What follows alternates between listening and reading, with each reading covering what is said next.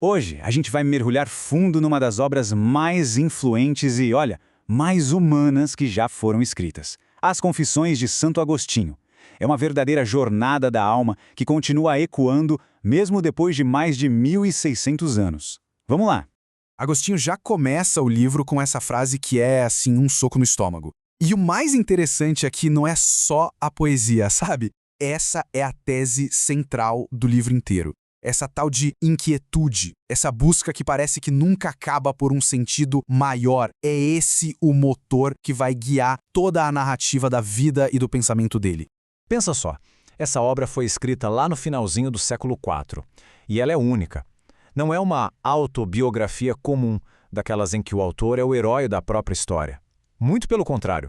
É como se fosse uma longa oração, um diálogo direto com Deus, em que Agostinho abre a alma, sem filtro, mostrando as falhas, as buscas, tudo. Para a gente entender a obra de verdade, a primeira coisa é sacar o título. A palavra confissão aqui tem uma profundidade, um significado que define todo o projeto do Agostinho. Então, o ponto crucial é este. Para Agostinho, confessar tem um sentido duplo. É, ao mesmo tempo, admitir os próprios erros, a própria fraqueza e também louvar a Deus pela misericórdia que o salvou. É um ato de humildade e de gratidão, tudo junto. E essa dualidade, ela está em cada página do livro. E essa dualidade se reflete direitinho na estrutura do livro. Os primeiros 9 livros contam a vida dele, do nascimento até a conversão e a morte da mãe. Mas aí a coisa muda. Nos livros 10 a 13, a obra vira uma meditação filosófica super profunda sobre memória, sobre o tempo e sobre criação do universo. Vamos ver como essa jornada toda começa. A primeira parte das Confissões é um relato, assim, sem maquiagem, de uma vida de buscas, de muitas ambições e de desvios. Uma jornada que levou ele para bem longe da fé que ele tinha na infância. Aqui a gente consegue visualizar o mapa dessa jornada. Ele nasceu em Tagaste, lá no norte da África, foi para a cidade grande, Cartago, para estudar, depois buscou fama e dinheiro como professor de retórica em Roma e finalmente chegou em Milão.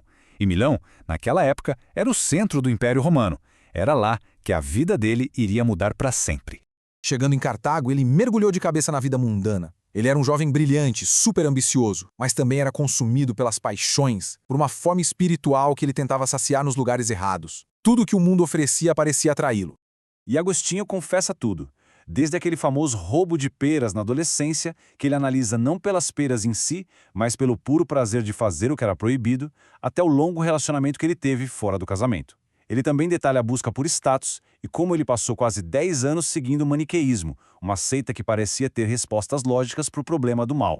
Depois de anos e anos de busca intelectual, de muitas desilusões, o clímax da história dele acontece num jardim em Milão. E essa cena é sem dúvida um dos momentos mais famosos de toda a literatura ocidental. Agostinho estava num beco sem saída, paralisado. Ele sabia o que era certo, o bem que ele queria escolher, mas simplesmente não conseguia.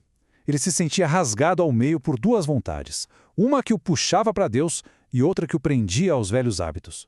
E uma pergunta o atormentava: por que a minha vontade não consegue mandar em si mesma? No auge da angústia, chorando ali no jardim, ele escuta uma voz de criança, como se fosse de uma brincadeira, cantando uma frase sem parar. Tolly, lê e lê.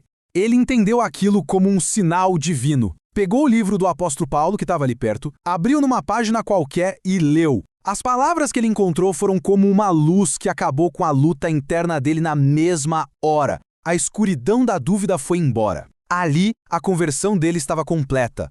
Bom, com a história da conversão contada, Agostinho muda o foco. A segunda parte do livro é uma viagem filosófica e teológica por algumas das maiores questões da existência humana. No livro 10, ele começa a refletir sobre o presente e faz uma das análises mais incríveis sobre a memória que existem. Para ele, a memória não é só um arquivo de coisas que já passaram, não. É um palácio imenso dentro da gente, onde a alma se encontra e, no fim, encontra Deus, a quem ele lamenta ter amado tão tarde. Isso aqui ilustra de forma brilhante uma de suas ideias mais geniais que está no livro 11. Ele faz um contraste entre a eternidade, que para Deus é um presente que nunca muda, e o tempo, que só existe e só é medido dentro da mente humana. Para a gente, o passado é memória, o futuro é expectativa. Ou seja, o tempo é uma experiência totalmente subjetiva. Nos 3 últimos livros, a jornada que começou no eu do Agostinho se abre para contemplar o começo de tudo. Ele faz uma análise super filosófica da criação do mundo, lá no livro de Gênesis, usando essa história como um espelho para entender Deus, a natureza do mundo e o nosso lugar nisso tudo. Pois é, depois de mais de 1500 anos, fica a pergunta: por que a confissão desse homem do Império Romano ainda mexe tanto com a gente? A resposta está no legado que ele deixou. Agostinho praticamente inventou a autobiografia como a gente conhece. Essa que foca no nosso mundo interior. Ele fez uma exploração da psicologia humana que vale até hoje, investigando a memória, o conflito da vontade, a natureza do desejo. Ele discute a relação entre fé e razão, define o mal não como uma força, mas como uma ausência do bem, e, acima de tudo, ele descreve como ninguém a busca universal por sentido, aquela inquietude que define a condição humana. A jornada do Agostinho foi do caos para a paz, da fragmentação para a unidade, da inquietude para o repouso. Isso nos deixa com uma questão para pensar. Se a ideia de Agostinho de que o coração humano é inquieto por natureza continua valendo, para onde essa inquietude aponta nos dias de hoje? A busca continua.